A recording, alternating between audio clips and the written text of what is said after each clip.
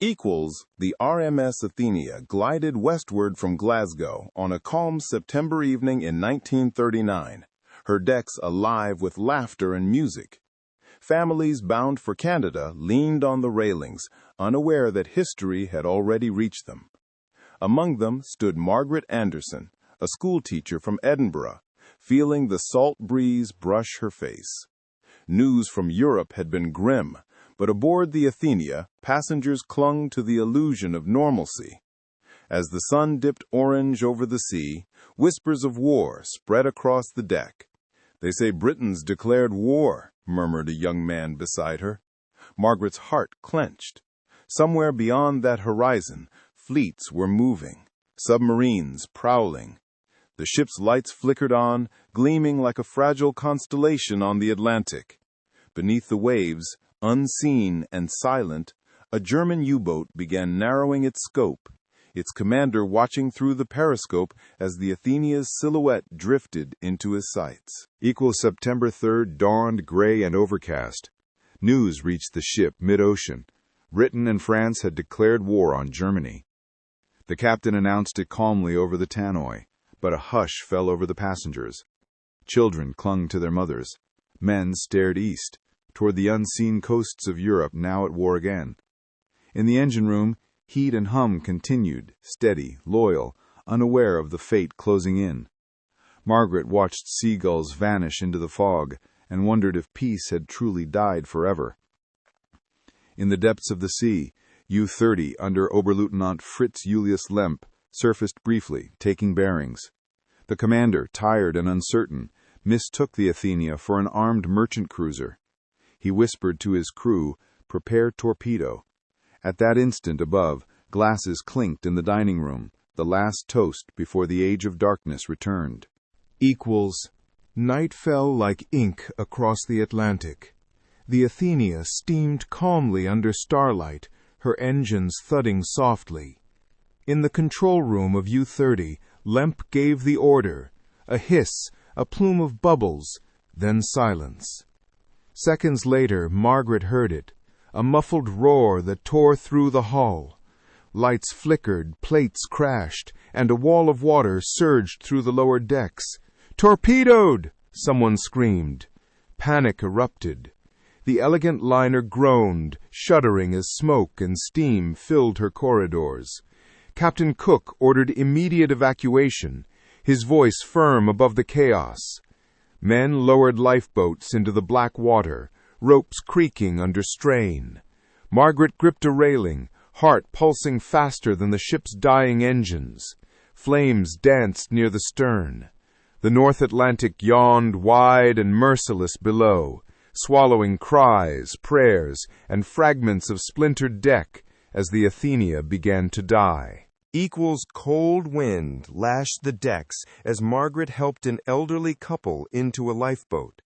The sea glowed faintly with oil fire, the stench heavy in the air. Crew shouted orders through the din. "Women and children first!"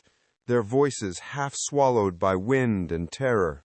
One lifeboat collapsed against the hull, spilling people into the freezing black water. Others swung out safely, descending toward the restless sea. Margaret found herself next to a young steward trembling beside her. "It wasn't supposed to happen like this," he whimpered. The ship's lights dimmed once more, as if bowing to fate. Up above, the stars remained cold and indifferent. The survivors pushed away from the sinking liner, watching its great hull tilt, gleaming eerily in the flames, before fading into the abyss.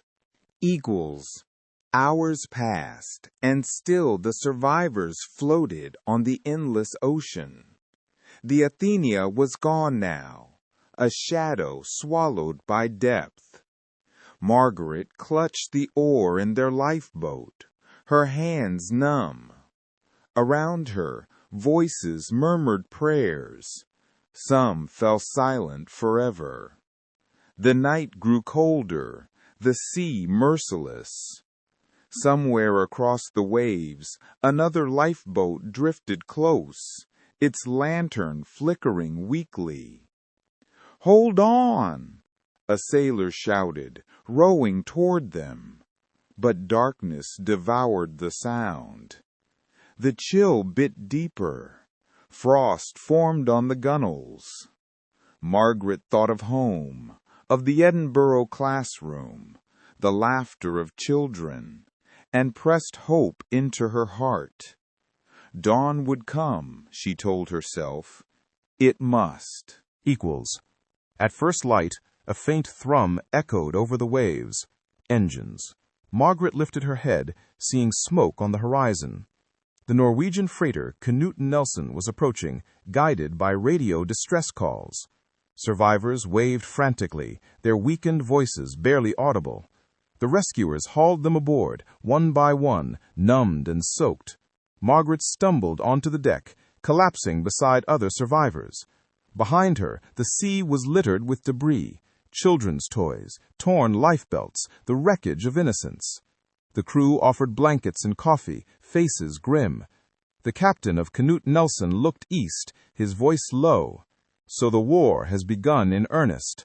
For Margaret, survival carried its own weight, gratitude laced with the first scar of the global nightmare that had just begun. Equals. News of the Athenia's sinking raced across the world. In Berlin, the German High Command denied responsibility, fearing international outrage. Joseph Goebbels' propaganda office declared it an Allied trick. Yet within naval circles, truth whispered bitterly. The U-30's torpedo had struck a civilian ship without warning. Margaret, now in Halifax, read the reports, her eyes hollow. Families searched for names in the casualty lists. Telegrams delivered heartbreak. The sea had claimed 112 lives, including 28 Americans. A single torpedo had turned the first hours of World War II into a tragedy that foreshadowed the horrors to come. Margaret looked toward the harbor and whispered, "We were the first, but not the last." Equals far below the waves, U-30 fled north, hunted by British destroyers. Inside the cramped submarine, Lemp sat silent, his crew tense under the weight of what they had done. The periscope lens was shattered, a reminder of that night's shot. "We hit a passenger ship," Lemp confessed in a whisper to his first officer. Silence thickened. War had begun not with glory, but with regret. Days later, they limped back to Wilhelmshaven harbor under orders to speak nothing. The men's faces were gray, haunted. Outside, the Reich's flags waved in celebration of conquest, but beneath those banners, guilt festered unseen. In the Atlantic's cold depths, the ghosts of the Athenia followed them, a silent convoy of the lost. Weeks later, London newspapers interviewed survivors. Margaret spoke hesitantly, describing the explosion, the lifeboats, the darkness. Her testimony joined hundreds of others in shaping the world's first image of Nazi aggression. The story of the Athenia was not just about a ship. It was a mirror reflecting what humanity would endure in the years ahead. Children who survived would grow into wartime adults. Seamen who rescued others would set sail into countless more dangers. "We saw the dawn of the world's madness," Margaret told the reporter. "And we lived." Her voice trembled, equal parts sorrow and defiance. In her eyes burned both the pain of loss and the quiet strength of survival. Years later, after the war's end, Margaret returned to the cliffs of Scotland overlooking the sea. The wind carried the same salt air that once filled the decks of the Athenia. She closed her eyes and heard again the cries, the chaos, and the silence that followed. The world had changed, cities burned, nations torn, yet the memory of that first night remained sharp as frost. The Athenia's story was now taught in classrooms, a warning whispered across generations that war spares no one, not even the innocent sailing home. Margaret laid a single flower into the waves and said softly, "For those who never returned." As tides carried it away, the horizon shimmered, peaceful at last.